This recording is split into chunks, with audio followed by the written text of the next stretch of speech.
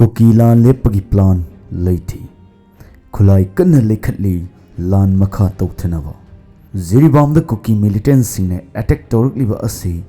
माइकई मरीदगी लाकपनी हबलोंग महूर हाइबदी दिमासा सिलचर कांगपोकपी मखोगी ग्राउंड अटैक चटलिबसिंग असी मॉनिटरिंग तौनबा तोखाइबा मॉनिटरिंग सेल अमा लेरी हाइरिबा मॉनिटरिंग सेल असी असम राइफल की सीनियर ऑफिसर सिंह पाउ फौनै ग्राउंड कैजुअलिटी यौरक्लबा नत्रगा पोजीशन फलक्त्रबदी मॉनिटरिंग सेल असिना असम राइफल दा कवरेज पीबीनबा हाइजगनी हौजिक अनौब खुलाई यूएस के M4 कार्बाइन मयाम लसिनबा ऑर्डर तौख्री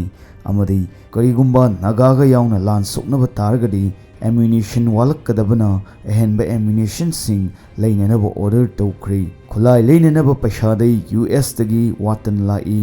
म्यांमार रिफ्यूजी सिंगी मिंगदा कांगपोकपी साइट नागा वॉलंटियर सिंह संगसिलक्प तारगदी एम्बुश तौननबा प्लान सु तौख्री 22 AR पोस्ट खुदिमक कुकी सिंह डे एंड नाइट ड्यूटी तादुना असम राइफल चटखिदनबा ngakhri अपलोड तौदनबा यावरिबा कुकी नुपी सिंह ट्रक होलिबा अदु 22 AR पोस्ट ngaknanabani कोटुना कन्न सेनरिबा अमदी नुपी सिंहदा ngau हारिबा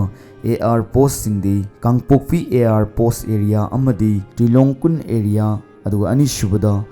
मोटबुंग AR पोस्ट अमदी लेकोट एरिया अदुगा अहुम सुबदा साइकिल AR पोस्ट अदुगा मरी सुबदा गैनेल AR पोस्ट अमदी तुइलांग एरिया नि हाइरी विलेज चिप सिंगना मागी विलेज तगी नुपी सिंग पुथोरकदबनी अमदी दरकार लेबा पोलम पैसासु विलेज चिप न पुथोकदबनी हाइरी कांगपोकपी पुलिस पर्सनल सिंह असे मास ट्रांसफर तौथोको हाइबा स्टेट गवर्नमेंट ताद्रबनीना कुकी सिंहना CRPF कैंप तगी नोंमै लाकपदा कांगपोकपी पुलिसना मैटे यूजी सिंह CRPF कैंप ता अटैक तौरई हाइदना FIR ओइना पानगदबनी हाइरी आर्मी CO पाउ फाउनो हाइना जिरिबामदा मैटेदे अटैक तौबा चटपा कुकी मिलिटेंट सिंहना मखोगी मॉनिटरिंग सेल दा थाबा टेक्सनी अदुगा लोइना मका सथरपो ओइना हंतक सुगुनुदा सथरकिबो कुकी मिलिटेंट सिंगे अटैक अदुदा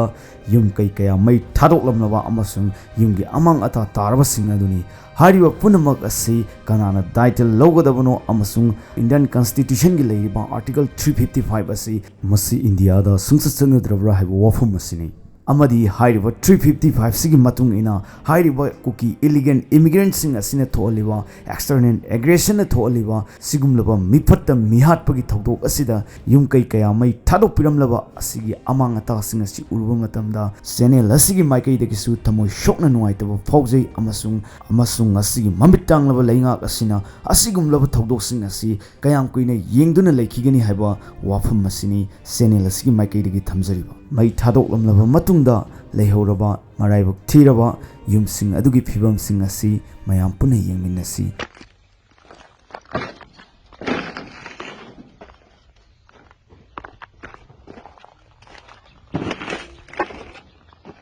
उबदबो नोंबो नुवाइते तौरि सब कीबमसु याव तौरि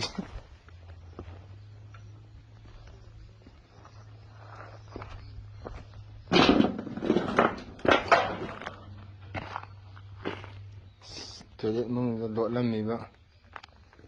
positions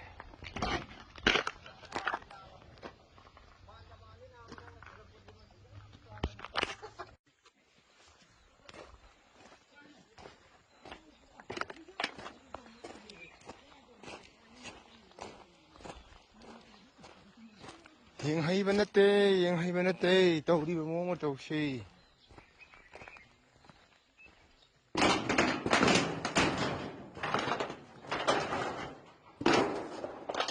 Despaga, vai lui.